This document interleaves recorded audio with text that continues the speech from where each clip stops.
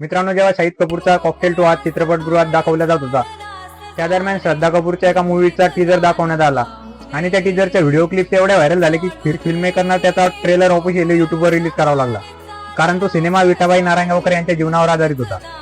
आणि आता मी त्यांच्याबद्दलच थोडीशी माहिती तुम्हाला सांगतो. ही त्या स्त्रीची कथा आहे जिने आपल्या कलेच्या जोरावर एक इतिहास घडवला.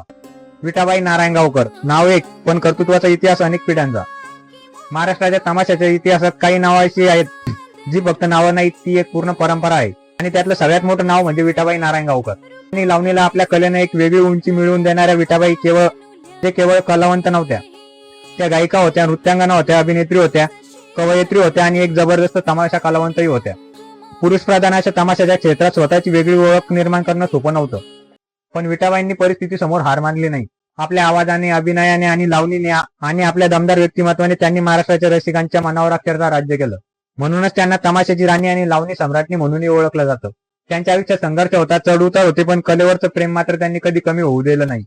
आज आपण तमाशा आणि लावणीची जी समृद्ध परंपरा अभिमानाने सांगतो, त्या परंपरेत विठाबाईंचं योगदान कधीच विसरता येणार नाही.